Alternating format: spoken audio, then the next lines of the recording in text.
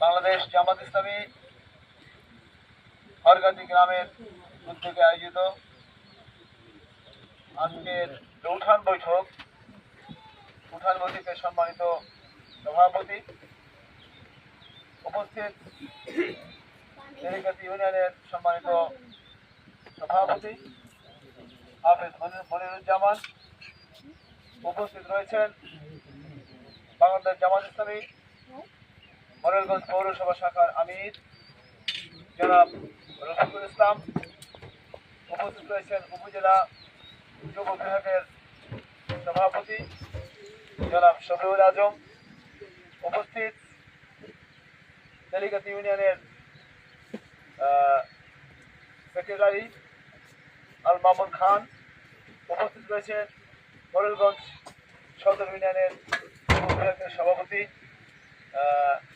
আমাদের নাইম আহমদ শিকদার, শ্রমিক কল্যাণ ফেডারেশন মডেলগঞ্জ উপজেলার সম্মানিত সেক্রেটারি জনাব মহিদুল ইসলাম সহ আমার সদস্যবৃন্দ, উপস্থিত এই গ্রামের সম্মানিত ভাইরা, পর্দার আড়ালে আমাদের মায়েরা, বোনেরা, কন্যারা, আসসালামু আলাইকুম ওয়া রাহমাতুল্লাহি ওয়া বারাকাতুহু। আমরা মহান আল্লাহর শুকরিয়া জ্ঞাপন করছি, আমরা বাংলাদেশের মাটিতে ন্যায় ভিত্তিক একটি সমাজ তৈরি করার জন্য, কল্যাণমূলক রাষ্ট্র কাঠামো প্রতিষ্ঠা করার জন্য, আগামী দিনের নির্বাচনে বিজয় অর্জন করার লক্ষ্যে আমরা তেলিগাতি ইউনিয়নের বিভিন্ন পর্যায়ে বিভিন্ন অঞ্চলে আমরা সফর শেষ করে হরগাতি গ্রামের কার বাড়িতে আব্দুল্লাহ নওয়াল শিবলি ভাইয়ের বাড়িতে উঠানে বসে উঠান বৈঠক করার সুযোগ পেয়েছি। সকলে বলি আলহামদুলিল্লাহ।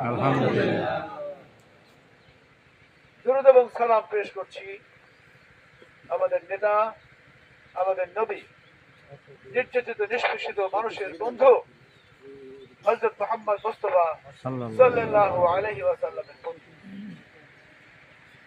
সম্মানিত ভাইরা আমার, আগামী দিনের নির্বাচনে আমাদের কাজ হলো একটি নিরাপদ বাংলাদেশ প্রতিষ্ঠা করার লক্ষ্যে সাধারণ মানুষের জীবন, সম্পদ, বাণিজ্যত, এদেশের স্বাধীনতা, সার্বভৌমত্ব, অর্থনৈতিক উন্নয়নকে সামনের দিকে এগিয়ে নেওয়ার জন্য এমন ব্যক্তিদেরকে বেছে নেওয়া কিংবা এমন দলের প্রার্থীদেরকে বেছে নেওয়া যাদের মাধ্যমে বাংলাদেশে সেই লক্ষ্য বাস্তবায়ন হওয়া সম্ভব। এটা কেন করতে হবে? এটা করতে হবে এই কারণে, এটা হচ্ছে আমাদের জন্য আল্লাহর পক্ষ থেকে নির্ধারিত একটি ইবাদত। ইবাদতের অংশ হিসেবে এই কাজটি আমাদের করতে হবে। আল্লাহ রাব্বুল আলামিন সূরা নিসা 58 নম্বর আয়াতে বলেছেন, বিসমিল্লাহির রহমানির রহিম, ইন্নাল্লাহা ইয়া'মুরুকুম আন তু'আদ্দু আমানাতি ইলা আহলিহা। অর্থ হলো নিশ্চয়ই আল্লাহ তোমাদেরকে নির্দেশ করছে, নিশ্চয়ই আল্লাহ তোমাদেরকে হুকুম করছে, তোমরা তোমাদের যাবতীয় আমানত সমূহ তোমাদের মধ্য থেকে যারা সেই আমানত রক্ষা করা সবচেয়ে বেশি উপযুক্ত তাদের কাছে অর্পণ করো। বলেন সুবহানাল্লাহ। হুকুমটা কার বলেন তো? আল্লাহ।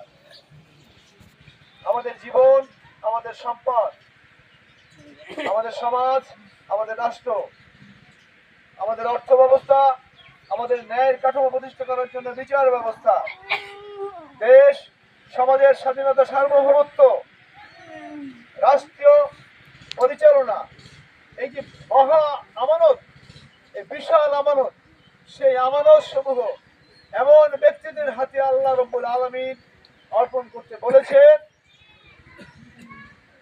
যারা আমাদের মধ্যে এই কাজের, এই আমানত রক্ষা করার ব্যাপারে সবচেয়ে বেশি উপযুক্ত। তাহলে আল্লাহ রাব্বুল আলামিন